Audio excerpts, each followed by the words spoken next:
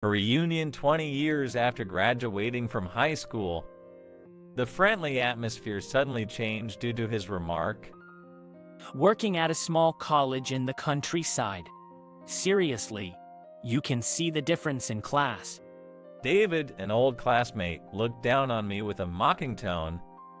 Now, David is an elite professor at one of America's top Ivy League universities. It seems he built strong connections with other professors to get to this point.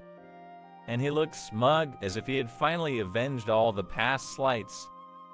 That's right. Back in high school, David always had a competitive spirit against me. The high school I attended was well known for sending several students to top universities every year. Not only in the school, but I also excelled in nationwide mock exams. I was also recognized in math competitions and physics contests. And the one who saw me as a rival was my classmate, David. Darn it, next time I'm going to be too. Every time the grades were posted, David would shout at me. I had no intention of competing with him. I was always annoyed by his antics. Maybe he didn't like my attitude because he started to pick on me even more. Knowing I wasn't good at sports, he'd challenge me to sprints to show his dominance, and finding out I wasn't a good singer, he purposely recommended me for the lead vocal just to annoy me. Of course, I received a failing mark from the music teacher and ended up singing in the chorus. Luckily or unluckily, neither David nor I were particularly good-looking or smooth talkers, so we could not compete in the number of women who came to us for courtship or dates. Although I found David's constant challenges annoying, there was something admirable about his passion. But no matter what, he just couldn't beat me academically and always felt frustrated. After high school, I went to an Ivy League university in New York. Coincidentally, or maybe intentionally, David went to the same university. Moreover, we were in the same department. We each joined research groups of rival professors and threw ourselves into our research as if we were competing. Later on, both David and I pursued our PhDs. After completing that, I was lucky enough to become an assistant professor, thanks to a recommendation from my mentor. On the other hand, David became a postdoc, aiming for an assistant professor position while accumulating research achievements. Again, David, resenting the gap between us, would find fault with me whenever he saw me on campus. Then, a turning point came. I got a call from my mom saying that my grandma had hurt her back. Whether to take my grandma in, have my mom quit her job to live with her, or to commute weekly to take care of her. A family meeting was called. I'll live with Grandma. Everyone opposed the idea, thinking it was a waste for me, who had gone all the way to a top university and secured a job, to give it all up. But no family members stepped up to take care of Grandma. Honestly, the name of the university didn't matter to me. As long as I could do research, I didn't mind if it was at a university or a research institute. What mattered to me was having a place to immerse myself in research. When I told this to my mentor, he regretfully connected me with a professor teaching at a university near my grandmother's house in Nebraska. The academic world is surprisingly small, and connections matter more than anything. I met with a professor I was introduced to, and within 30 minutes, I was offered a position as a full-time lecturer there. Currently, I'm serving as an associate professor. One day, I received a direct message on social media from a high school classmate, John. He mentioned organizing a reunion. Since I moved here, I hadn't attended any reunions. My research kept me busy, and being far away played a part. Plus, both my parents had passed away, and I had no family home to return to. Normally, I'd decline, but coincidentally, I had a trip to New York in 2 days. My research was on a break, and it was during the university's vacation. I thought, Why not pop into the reunion? The venue for the reunion was a ballroom in a top-tier hotel in the city. Unlike me, my former classmates had a certain energy, an atmosphere that was alive and well in the urban jungle. Aye, finally showing your face. John, noticing me, called out. After graduating from the same university's law department as me, he passed the bar exam 2 years later. He worked in a law firm in the city and had started his own firm 2 years ago. Mike and Larry are here too. Mike works at a university hospital, and Larry is an accountant. John introduced. Most of them had jobs like federal employees or assistants to politicians. As we were reminiscing, David approached saying, "Look who's here." Heard you left our university and went teaching in a small college in countryside. There was a clear mocking tone in his words, but I responded without hesitation. Yeah, I'm grateful to be in an environment where I can focus on my research. David laughed out loud. Teaching in a small college in countryside. Clearly, we're not in the same league. He still keeps trying to one-up me. I became a young professor at a prestigious university. I started as an assistant, built connections with professors and worked my way up. Bet you regret leaving now.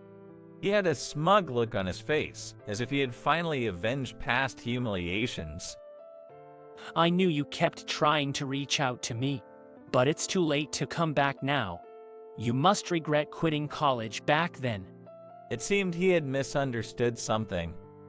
No regrets. The time I got to spend with my grandma before she passed was invaluable. David, not getting the response he expected, turned red. Country bumpkin, get out of here. He splashed his drink in my face. As everyone looked on in shock, John handed me a handkerchief and stepped forward to David. Throwing water is assault, you know. We have many witnesses here. Whether or not it would legally qualify as assault was another matter, but David was clearly taken aback. I'll leave. One reason I had attended the reunion was to meet David directly, but this wasn't worth it. I apologized to everyone and left. 2 days later, at the conference venue, a pale David approached me aggressively. Did you know this would happen? Were you this confident back then? Today, my paper was published in a globally renowned academic journal known for its strict peer review. I had noticed earlier that David was researching the same topic. I didn't know if my paper would be accepted then, but I tried contacting him about it, only to be ignored. How could you advance your research this much in a small college in countryside? Although in countryside, my university's research facilities were world-class. Not only from the government, but also from local businesses, the university received substantial funding. With fewer researchers, each one of us had a generous research budget. Then, I was able to fully immerse myself in my research. I was surprised that David, researching in the same field, knew so little about my institution or its resources. Upon hearing my explanation, David was dumbfounded. I've been working tirelessly on my research amidst limited research funding and dealing with college administration and mundane tasks. After all the effort to get to this point, you're telling me you beat me to the punch. Timing and speed are everything when announcing research. Even if you've done years of research and produced results at the same time, only the one who presents it first is recognized and praised. The one who lags behind, their research becomes worthless. That's why I tried to contact you so many times. My words startled David. He then grimaced and left the hall. David never returned when it was time for his presentation. Presenting David's research now would be in vain, as there was no way he could surpass my results that had already been published.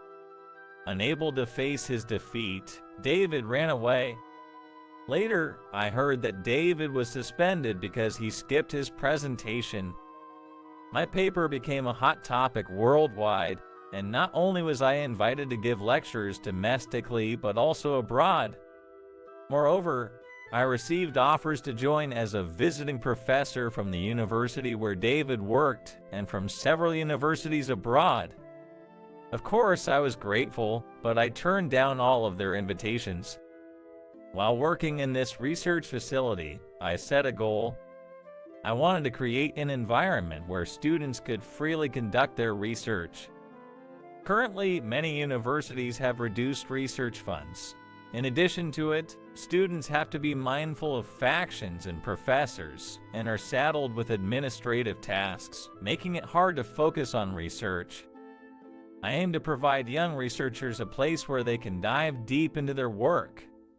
Eventually, my research was acknowledged, and I was promoted to head of the facility, taking the first step towards my goal. At that moment, an unexpected visitor came to see me. It was David. I regret the way I acted towards you. I was jealous of your talent. That's why I couldn't accept your messages. Look where that got me. I'm truly sorry. When David was reinstated after his suspension, he was ostracized by his professors and colleagues who had once supported him. Students who used to respect him now ridiculed him. Life became unbearable, and he resigned. Though I had always outperformed David, I knew he had worked harder than anyone behind the scenes. His papers had a unique perspective which intrigued me. In fact, a study I published had been inspired by one of David's previous papers. How about working with me at this research facility? Here, you can immerse yourself in research even more than before. I could use your help. Upon hearing my words, David broke down crying, nodding vigorously. And so David became my colleague. At times we argued over differing views, but for me it was stimulating and provided fresh insight. Since being acknowledged and becoming head of the facility, I lacked a counterpart to challenge me. David's presence became invaluable. I look forward to working alongside David as a great rival and friend, pushing each other to greater heights. Together, we'll nurture the next generation of young talents. With that in mind, we continue to have fulfilling days at the research facility.